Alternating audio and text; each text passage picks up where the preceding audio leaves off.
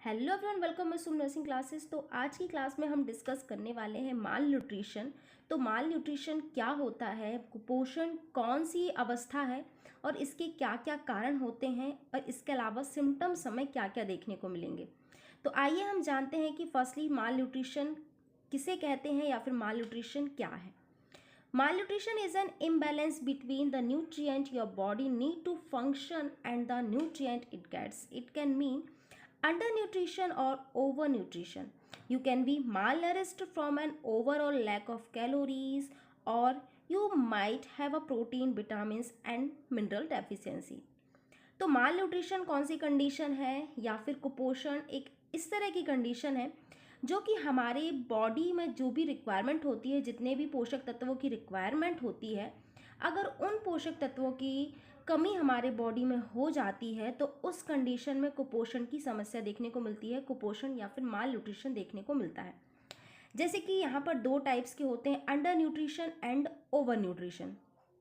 Under nutrition, over nutrition अभी हम आगे देखेंगे, लेकिन इससे पहले हम यहाँ पर देखते हैं कि ओवरऑल जैसे कि हमने बात कर लेते हैं, जो न्यूट्रिएंट हमारे बॉडी में प्रोटीन होता है, इसके अलावा विटामिन्स होते हैं, कैलोरीज होती है, मिनरल्स होते हैं।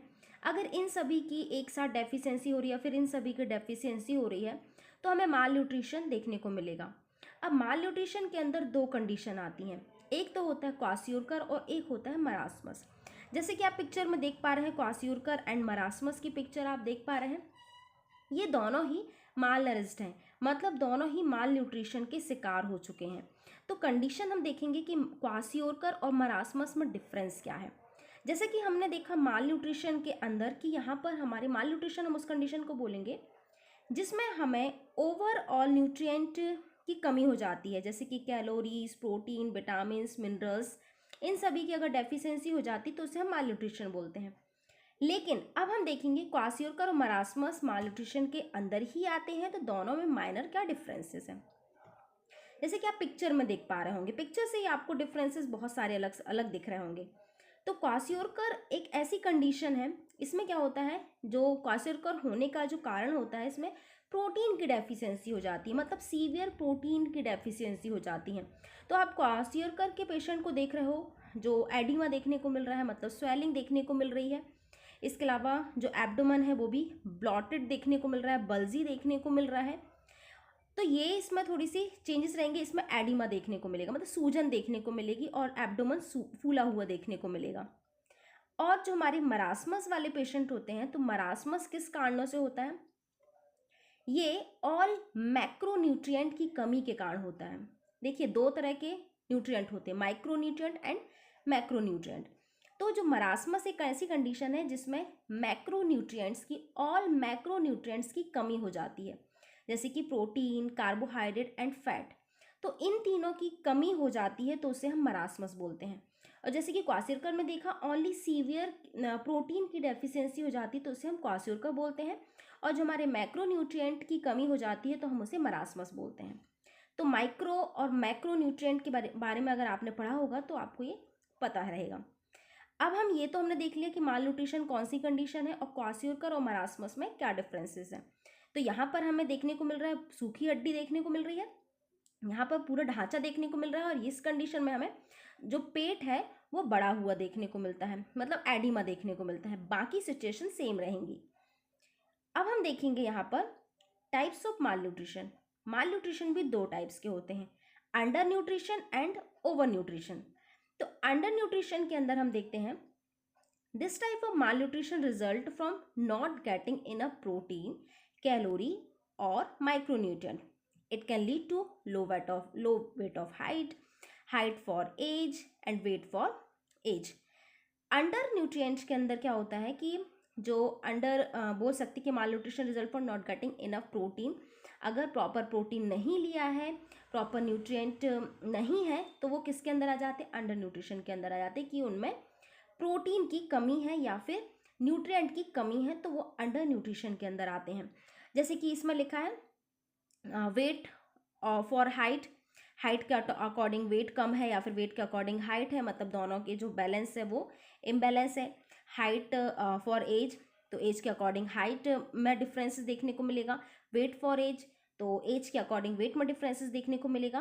तो ये हमारे अंडर न्यूट्रिशन के अंदर आ जाते हैं। मतलब एक तरह से जैसा कि आप पिक्चर में देख पा रहे हैं, ये पेशेंट की कंडीशन हो जाती है अंडर न्यूट्रिशन के अंदर, क्योंकि इसमें ऑल ओवर न्यूट्रिएंट की कमी हो चुकी है। नेक्स्ट हम देखते हैं ओवर न्यूट्रिशन। तो ओवर न्यूट्रिशन में देखते हैं over consumption of certain nutrient. Over consumption of certain nutrients मतलब बहुत ज़्यादा न्यूट्रिएंट्स का सेवन कर लिया है, सच एज प्रोटीन, कैलोरीज और fat can also lead to malnutrition. अगर ओवर कंजप्शन हो जाता है, फैटी है, ओबिसिटी है, तो वो भी माल न्यूट्रिशन के अंदर ही आता है। This usually result in overweight और ओबिसिटी। ऐसे पेशेंट आपको ओबिस देखने को मिलेंगे, मतलब उनमें क्या रहेगा, मोटे देखने को मिलेंगे, ओवरवेट देखने को मिलेगा, एज से ज़्यादा वेट देखने को मिलेगा, तो वो भी माल न्यूट्रिशन के ही पेशेंट होते हैं। तो ओवरवेट में क्या हो जाता है कि एक्स्ट्रा न्यूट्रिएंट ले लिए जाते हैं, तो एक्स्ट्रा न्यूट्रिएंट भी हानिकारक होते हैं। जब एक्स्ट्रा न्यूट्रिएंट लिए जाते हैं तो उनका प्रॉपर एब्जॉर्प्शन भी नहीं हो पाता है कभी कभी, और एब्जॉर्प्शन होता भी तो इसके साइड इफेक्ट्स देखने को मिलते हैं। तो ओवर न्यूट्रिएंट में आपको ओवरवेट और ओबिसिटी देखने को मिलेगी, और जो हमारे अंडर वेट के अंदर अंडर न्यूट्रिशन के अंदर देखने को मिलेगा कि जो बेबी है या फिर कोई भी पेशेंट है, वो आपको बहुत ज़्यादा दुबला पतला ढांचा देखने को मिलेगा। इसमें न्यूट्रिएंट की कमी हो जाती है। तो ये तो टाइप्स हो जाते हैं, मेन जो टाइप्स थे। इसके अलावा हमने क्वार्सियोका मरासमस तो देख ही लिया। अब हम देखेंगे कि कारण क्या क्या होते हैं, किन किन कारणों से माल न्यूट्रिशन होता है। फर्स्टली हम देखते हैं पुअर और लो इनकम।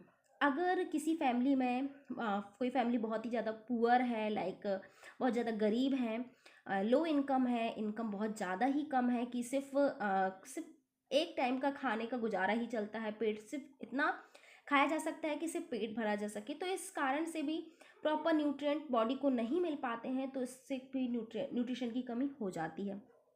तो पुअर और लो इनकम भी इसका एक कारण होता है।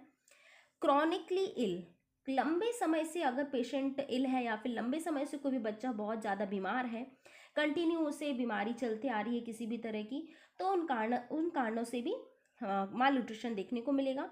Limited access of nutrition feed, जो न्यूट्रिशन है वो लिमिटेड ले रहे हैं, जितनी हमें रिक्वायरमेंट है उतनी नहीं ले रहे हैं, तो ये भी एक कारण होता है कुपोषण का। डिफ़िकल्टी सॉलोइंग, गुटकने में, मतलब खाने में या फिर खाने को गुटकने में प्रॉब्लम हो रही है, तो उससे भी माल न्यूट्रिशन देखने को मिल सकता है, क्योंकि प्रॉपर हमारे बॉडी में खाना जा ही नहीं पा रहा है, हमारे पेट तक पहुंच ही नहीं पा रहा है। अब वो किसी भी कारण से डिफ़िकल्टी हो सकती है सॉलोइंग में, गुटकने में, एक कारण ये भी हो जाता है। इसके अलावा देखते हैं क्रॉनिक डायरिया और कैंसर। अगर किसी पेशेंट को क्रॉनिक डायरिया है, मतलब लंबे समय से यहाँ पर डायरिया देखने को मिल रहा है, या फिर कैंसर जैसी प्रॉब्लम है, तो उन कारणों से भी कुपोषण हो सकता है। प्रेगनेंसी, ब्रेस्ट फीडिंग और चाइल्डहुड। तो प्रेगनेंसी के दौरान कुपोषण के शिकार बच्चे भी हो सकते हैं और माताएं भी हो सकती हैं, क्योंकि जो प्रेग्नेंट लेडी होती है या फिर जो ब्रेस्ट फीडिंग वुमेन होती है, तो इनको सबसे ज़्यादा कैलोरीज की ज़रूरत होती है, सबसे ज़्यादा न्यूट्रिएंट की ज़रूरत होती है। मतलब नॉर्मल कंडीशन के कंपैरिजन प्रेग्नेंट लेडी या फिर ब्रेस्ट फीडिंग जो करवा रही है मदर, उसको न्यूट्रिएंट की ज़्यादा आवश्यकता होती है। अगर उनको इन सभी की कमी हो जाती है या फिर वो प्रॉपर न्यूट्रिशन नहीं ले रहे हैं, तो उस कारण से भी यहाँ माल न्यूट्रिशन या फिर कुपोषण देखने को मिल सकता है। मदर को भी देखने को मिल सकता है और यहाँ पर बेबी को देखने को मिलेगा। मदर के कारण बेबी में देखने को मिलेगा, अगर माँ प्रॉपर न्यूट्रिएंट नहीं ले रही है। ब्रेस्ट फीडिंग के दौरान भी अगर वो प्रॉपर डाइट नहीं ले रही है, तो बेबी के साथ साथ मदर को भी, दोनों को ही कुपोषित यहाँ पर देख सकते हैं। नेक्स्ट हम देखेंगे डिप्रेशन और डिमेंशिया। अगर मेंटल इश्यूज़ हैं, कोई मेंटल इश्यूज़ हैं, मतलब मेंटल डिप्रेशन है, जैसे कि लाइक डिमेंशिया या फिर डिप्रेशन, इन कारणों से भी प्रॉपर डाइट नहीं लेंगे तो डिस्टर्ब रहेंगे, तो इस कारण से भी कुपोषण देखने को मिल सकता है। इसके अलावा ईटिंग डिसऑर्डर, अगर आपको ईटिंग डिसऑर्डर है, लाइक जैसे कि हमने देखा एनोरेक्सिया और यहाँ पर देखा बुलीमिया,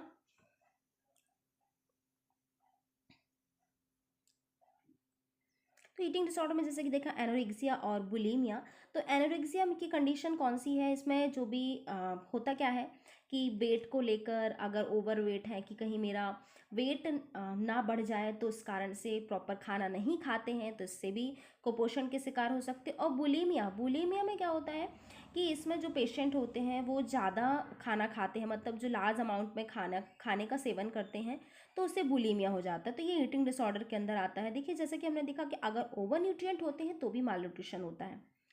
इसके अलावा हम देखते हैं माल एब्जॉर्प्शन डिसऑर्डर। माल एब्जॉर्प्शन डिसऑर्डर में देखते हैं pancreatic insufficiency and inflammatory bowel disease. अगर माल एब्जॉर्प्शन डिसऑर्डर है, किसी भी तरह का माल एब्जॉर्प्शन अगर डिसऑर्डर है, तो प्रॉपर जो भी न्यूट्रिएंट है उसका एब्जॉर्प्शन नहीं हो पाएगा, उसका मेटाबॉलिज्म नहीं हो पाएगा, तो इस कारण से भी कुपोषण का शिकार पेशेंट हो सकते हैं या फिर बच्चे हो सकते हैं।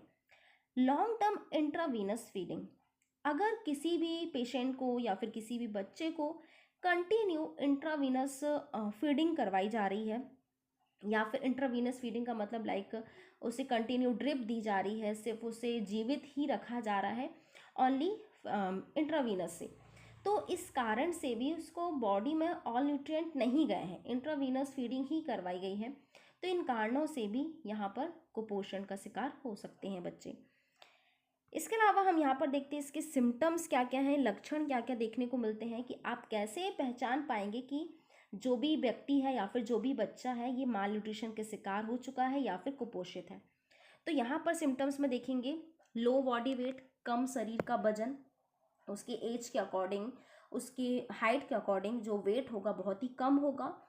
इसके अलावा डेब्लेटेड फैट एंड मसल्स, वसा या फिर मांसपेशियों में कमी, उसकी बॉडी में जो फैट होगा या फिर जो मसल्स होगी बहुत ज़्यादा कम देखने को मिलेंगे, जैसे कि आप यहाँ पिक्चर में देख पा रहे हैं कि सिर्फ इसका ढांचा ही दिख रहा है, ओनली कंकाल देखने को मिल रहा है, सिर्फ स्किन से वो मतलब एक तरह से कवर अप है। इसके अलावा हम देखेंगे थिन आर्म्स और लेग विद एडिमा। तो देखिए एडिमा, जैसे कि हमने देखा एडिमा क्वासियोरका की कंडीशन में देखने को मिलता है, तो इसमें क्या होगा, जो चेहरा होगा और पेट होगा वो स्वेल देखने को मिलेगा, मतलब सूजा हुआ देखने को मिलेगा, और जो बैली होगी या फिर जो फेस जैसा कि हमने देखा, वो सारे क्या देखने को मिलेंगे, वहाँ पर स्वेलिंग देखने को मिलेगी। तो ये भी माल न्यूट्रिशन की कंडीशन हो जाती है। बस डिपेंड करता है कि क्वासियोरकर है या फिर मरासमस, जो हम यहाँ पर स्टार्टिंग में देख चुके हैं। इसके अलावा stunted growth and intellectual development in children, जो कि बोल सकते हैं कि जो ग्रोथ है या फिर जो इंटेलेक्चुअल डेवलपमेंट है वो रुक जाता है माल न्यूट्रिशन के कारण। ये जो भी उनका ग्रोथ एंड डेवलपमेंट है या फिर जो भी उनकी इंटेलेक्चुअल एक्टिविटी है, बोल सकते हैं कि जो उनकी बुद्धि है, जो उनकी सोचने की क्षमता है, वो भी क्या हो जाती है, बंद हो जाती है या फिर रुक जाती है, स्लो हो जाती है। इसके अलावा हम देखते हैं, इसके अलावा उसे जो भी पेशेंट होगा, जो भी बच्चा होगा, इरिटेबिलिटी, एपैथी एंड इनअटेंशन, उसे बहुत ही ज़्यादा चिड़चिड़ापन महसूस होगा, बहुत ही ज़्यादा नर्वस रहेगा, मतलब उदासीन रहेगा, और इसके अलावा इनअटेंशन, उसका अटेंशन प्रॉपर नहीं रहेगा। ड्राई इनलास्टिक स्किन रैसेस और लीजन्स, जो उसकी स्किन रहेगी बहुत ज़्यादा सूखी रहेगी। इसके अलावा जो त्वचा है इनलास्टिक, जो जैसे कि बुजुर्गों में देखने को मिलती है, स्किन लटकी हुई देखने को मिलेगी, स्किन में चकत्ते भी देखने को मिलेंगे, घाव भी हो सकते हैं, और घाव हो जाते तो भरते भी नहीं है। तो ये कंडीशन देखने को मिलेगी जब बहुत ज़्यादा सीवियर यहाँ पर माल न्यूट्रिशन हो गया है। तो इसके अलावा ब्रिटल हेयर, हेयर लॉस, जो इसके हेयर होंगे वो ब्रिटल हो जाएंगे। ब्रिटल मीन्स बहुत ज़्यादा पतले हो जाएंगे, मीन्स हम बोल सकते हैं कि जैसे आप पेशेंट की देख पा रहे हैं उसके ब्रिटल हेयर, तो रूखे सूखे बाल, और बालों का जो भी रहेगा, सर में बाल कम रहेंगे। फ्रिक्वेंट सीवियर इन्फेक्शन, अगर वो कुपोषित है बच्चा या फिर माल न्यूट्रिशन है उसे, तो उसे बहुत जल्दी जल्दी इन्फेक्शन होगा, बार बार उसे संक्रमण होगा। इसके अलावा लो बॉडी टेम्परेचर, जो उसकी बॉडी का टेम्परेचर होगा बहुत ज़्यादा लो रहेगा, क्योंकि उसकी बॉडी में मांस ही नहीं है, तो मांस मसल्स का काम होता है टेम्परेचर को बोल सकते हैं कि इसको कैरी करे रहना, उसको संभाल के रखना, तो उसकी मांस ही नहीं है, तो जो टेम्परेचर होगा वो भी लो देखने को मिलेगा। लो हार्ट रेट, उसकी हार्ट रेट भी बहुत ज़्यादा लो होगी। वीकनेस होगा, वो बच्चा बहुत ज़्यादा कमज़ोर देखने को मिलेगा। इसके अलावा यहाँ पर देखने को मिलेगा फेंटनेस एंड फटीग, बहुत बेहोशी और थकान जैसी कंडीशन भी देखने को मिल सकती है। तो ये तो इसके लक्षण हो जाते हैं कि अगर माल न्यूट्रिशन वाला पेशेंट है तो उसमें किस किस तरह के लक्षण देखने को मिलेंगे। नेक्स्ट हम यहाँ पर देखेंगे डायग्नोसिस क्या करेंगे, अगर ऐसी संभावना लग रही है कि वेट के अकॉर्डिंग, एज या फिर एज के अकॉर्डिंग उसका डिफरेंस, मतलब बैलेंस नहीं है, पतला है, दुबला है, या फिर ज़्यादा ओवर वेट है, मोटापा है, तो डायग्नोसिस क्या करेंगे कि ये अंडर वेट है या फिर ओवर वेट है। तो बॉडी मास इंडेक्स करते हैं, मेजर हाइट और वेट, इसमें हाइट और वेट दोनों को ही मेज़र करते हैं, बीएमआई कैलकुलेट करते हैं। इसका वीडियो मैं बहुत जल्द डालूंगी कि बॉडी मास इंडेक्स कैसे निकालते हैं, ये सभी के लिए बहुत ही बेनिफिशियल होता है। तो इसमें हम देखेंगे कि बॉडी मास इंडेक्स से पता चलेगा कि अंडर वेट है पेशेंट, या फिर हेल्दी है, या फिर ओवर वेट है, या फिर ओबिस है। तो यहाँ पर ये जस्ट क्राइटेरिया दिया हुआ है कि अगर आपका जो बीएमआई है अगर इतने समथिंग आता है तो इससे आप अनुमान लगा सकते हैं। नेक्स्ट हम देखेंगे ब्लड टेस्ट। ब्लड टेस्ट इसलिए करवाएंगे कि उससे बार बार इन्फेक्शन हो रहा है या फिर कोई इलनेस है तो उससे पता लगाया जा सकता है, क्योंकि होता क्या है कि इम्यूनिटी भी वीक हो जाती है। अगर इम्यूनिटी वीक होती है, प्रतिरोधक क्षमता कमज़ोर हो जाती है, तो इन्फेक्शन होने के चांसेस 90% बढ़ जाते हैं। तो ब्लड टेस्ट भी करेंगे। ब्लड टेस्ट में अकॉर्डिंग टू कंडीशन उसमें सिम्टम्स क्या देखने को मिल रहे हैं उसके अकॉर्डिंग ब्लड टेस्ट करवाते हैं। अब हम देखेंगे कि ट्रीटमेंट क्या क्या होगा। देखिए, ट्रीटमेंट अगर उसे सीवियर हो गया है तो उसे हॉस्पिटलाइज करना होगा, और हॉस्पिटलाइज के अकॉर्डिंग उसका ट्रीटमेंट चलेगा। उसकी डाइटरी चेंज होगी, मतलब जो डाइट है उसकी चेंज होगी। सप्लीमेंट दिए जाएंगे, जैसे कि विटामिन दिए जाएंगे, मिनरल्स की टैबलेट्स दी जाएंगी, वो डिपेंड करता है पेशेंट की कंडीशन पर। मेडिकल इंट्रावीनस इंटरवेंशन किया जाएगा, वो भी डिपेंड करेगा कि उसे किस तरह का सिम्टम्स है। अगर उसे कोई इन्फेक्शन है तो उसके पहले जो भी इन्फेक्शन है, जो भी एक्चुअल उसको डिसीज़ हुई है, पहले उसको प्रिवेंट किया जाएगा। मेडिकेशन में जैसे कि एंटीबायोटिक की बात कर ली, अगर उसे कोई इन्फेक्शन है तो एंटीबायोटिक दिया जाएगा। ये तो जस्ट डिपेंड करता है सिम्टम्स के अकॉर्डिंग। ये अगर मालन्यूट्रिशन के कारण अदर उसे प्रॉब्लम हो रही है तो उसका ट्रीटमेंट होगा। लेकिन जो ट्रीटमेंट होगा मालन्यूट्रिशन का, जैसे कि यहाँ पर हाइड्रेशन, बॉडी को हाइड्रेट करके रखना है। अब हाइड्रेट करने के लिए प्रॉपर फ्लूइड लेना है, प्रॉपर फ्लूइड इनटेक करना है, इंट्रावीनस थेरेपी लेना है। इंट्रावीनस थेरेपी से भी अगर प्रॉपर नहीं ले पा रहा है अपने मुंह से, तो इंट्रावीनस थेरेपी देकर भी उसे फ्लूइड बॉडी में पूरा दिया जा सकता है। बैलेंस डाइट, तो संतुलित आहार लेकर उसे मेंटेन किया जा सकता है। रेगुलर चेकअप करवाना है, हेल्थ रेगुलेटरी मतलब चेकअप करवाना है, बीएमआई टेस्ट करवाना है। जो भी अगर न्यूट्रिशनल डेफिशिएंसी अगर कोई पाई जाती है तो ये सब ब्लड टेस्ट के दौरान पता चल जाएगा।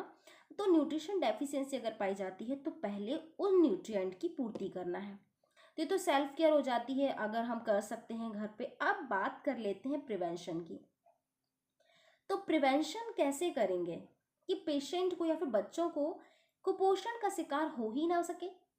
तो फर्स्टली देखेंगे, introduce complementary feeding at 6 month.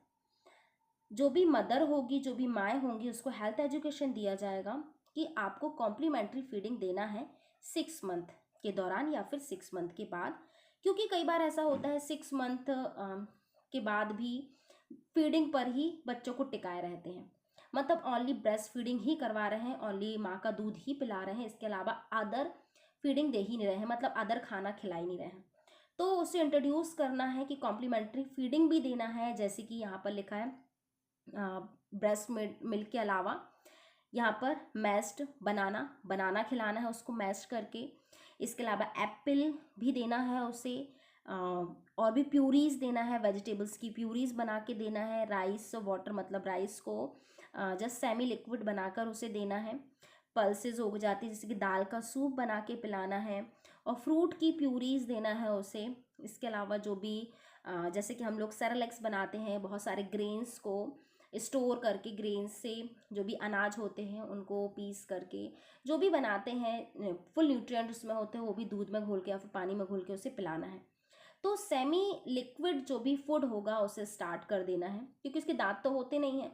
तो और जो भी कॉम्प्लीमेंट्री फीडिंग होती है या फिर वीनिंग होती है, धीरे धीरे धीरे खाना उसे स्टार्ट करना है। तो ये ज़रूर बताना है, क्योंकि बच्चे की एक्टिविटीज़ बढ़ जाती हैं। एक्टिविटीज़ जब बढ़ती हैं तो उनको पोषक तत्वों की भी आवश्यकता बढ़ जाती है। तो इस कारण से मदर को, माताओं को ये सजेशन जरूरी है। इसके अलावा हम देखते हैं continue to feed sick children. कई बार ऐसा होता है कि बच्चे बीमार हो जाते हैं तो खाना नहीं खाते हैं। कोई भी हो अगर बीमार हो जाता है तो वो खाना नहीं खाता, उसकी इच्छा नहीं होती है, तो उसकी जो फीड है उसको स्किप नहीं करना है। तो उसे, अगर वो सिक है, बीमार है, तो भी उसे कंटिन्यू फीड करवाना है, क्योंकि उसे अभी बहुत ज़्यादा नीड है न्यूट्रिशन की। इसके अलावा avoid harmful and unnecessary foods, जो भी हार्मफुल फूड्स हैं, जो कि हानिकारक हैं हमारे हेल्थ के लिए, हमारे बॉडी के लिए, तो ऐसे फूड को अवॉइड करना है। इसके अलावा हम देखते हैं ensure pregnant mother have adequate nutrition. जो भी प्रेग्नेंट मदर है उसे प्रॉपर न्यूट्रिशन देना है, प्रॉपर न्यूट्रिएंट लेना है, क्योंकि अगर माँ अच्छा खाएगी, अगर माँ के अंदर कोई भी न्यूट्रिशन की कमी नहीं है तो बेबी को भी बिल्कुल भी नहीं होगी। अगर माँ प्रॉपर न्यूट्रिएंट नहीं ले रही है तो कहीं ना कहीं बच्चों में भी न्यूट्रिशन की कमी देखने को मिलेगी, और वो बच्चा माल न्यूट्रिशन, अंडर वेट भी पैदा हो सकता है। इसके अलावा देखते प्रमोट ब्रेस्ट फीडिंग करेक्टली। तो जो भी फीड करवाना है उसे, सॉरी, प्रमोट ब्रेस्ट फीडिंग, जैसे जो भी होगा, ब्रेस्ट फीडिंग है उसे प्रमोट करना है, फीडिंग के लिए प्रमोट करना है, उसे प्रॉपर फीड करवाना है, उसको टाइम बताना है कि आपको कितने टाइम में देना होगा। कई बार ऐसा होता है कि एक टाइम दे दिया था, क्योंकि जो छोटे बच्चे होते हैं, इन्फेंट होते हैं, हर 2-2 घंटे में उनको फीड की ज़रूरत होती है, क्योंकि जो दूध होता है बहुत जल्दी पच जाता है, माँ का दूध होता है बहुत जल्दी पच जाता है। वो भी जो बच्चे होते हैं वो मतलब टॉयलेट करते हैं, तो वो जो भी उन्होंने खाया है वो सब निकल जाता है। तो उनको अगर उसने अगर आपने देखा है कि बेबी ने यहाँ पर टॉयलेट कर ली है या फिर बिस्तर गीला कर लिया है, तो उसे उसके बाद भी उसको फीड करवाना है। तो क्योंकि अगर फीडिंग प्रॉपर नहीं करवाएंगे तो भी कुपोषण का शिकार बच्चा हो सकता है। Prepare cook and store food, जो भी बच्चों को हम कुक है या फिर जो भी फूड है स्टोर करके खिलाते हैं, जैसे कि चिप्स घर पर बना के, खैर चिप्स तो हमें बाहर के नहीं देना चाहिए, जैसे कि हम प्यूरी बना रहे हैं या फिर जो भी बच्चों को कॉम्प्लीमेंट्री फीडिंग में दे रहे हैं, या फिर घर का कोई भी चीज़ उसको लाइक सेरेलैक्स बना रहे हैं पल्सेस के, तो जो भी आप प्रिपेयर कर रहे हैं, जो उसका स्टोरेज होगा या फिर जो प्रिपेयर कर रहे हैं, तो उसमें कितनी न्यूट्रिएंट, कितनी प्रोटीन की मात्रा होनी चाहिए, कितने मिनरल्स की मात्रा होनी चाहिए, तो इसकी कैलकुलेशन करके ही, मतलब करेक्टली ही बनाना है। ऐसा भी नहीं कि प्रोटीन की मात्रा बहुत ज़्यादा हो जाए या फिर विटामिन की मात्रा बहुत ज़्यादा हो जाए, ऐसा नहीं करना है। जो भी आप प्रिपेयर कर रहे हैं फूड, उसकी जो भी क्वांटिटी होगी या फिर जो भी आप बना रहे हैं उसकी करेक्ट होना चाहिए, बहुत ज़्यादा या फिर कम नहीं होना चाहिए न्यूट्रिएंट। तो ये थी आज की क्लास में, हमने देखा कि माल न्यूट्रिशन पर क्या क्या देखने को मिलेगा, उसमें क्या क्या कारण देखने को मिलेंगे, लक्षण क्या होते हैं, और लास्ट वन इज प्रिवेंशन। बहुत ही इंपॉर्टेंट है कि क्या क्या प्रिवेंशन करना चाहिए, क्या क्या रोकथाम है, कि न्यूट्रिशन मतलब न्यूट्रिएंट ही दे देंगे हम पहले से, पोषक तत्वों से भर देंगे बच्चे को, तो उसको होने की संभावना ही नहीं है कुपोषण। तो कुपोषण जैसी समस्याएं जो बहुत गंभीर हो गई हैं, तो मोस्टली इन्हीं जो भी प्रिवेंशन बताए गए हैं, तो इन प्रिवेंशन को अगर फॉलो किया जाए, इन रोकथामों को, इन चीज़ों को फॉलो किया जाए, तो ये कुपोषण जैसी समस्याएं खत्म हो जाएगी। So thank you so much for watching my videos.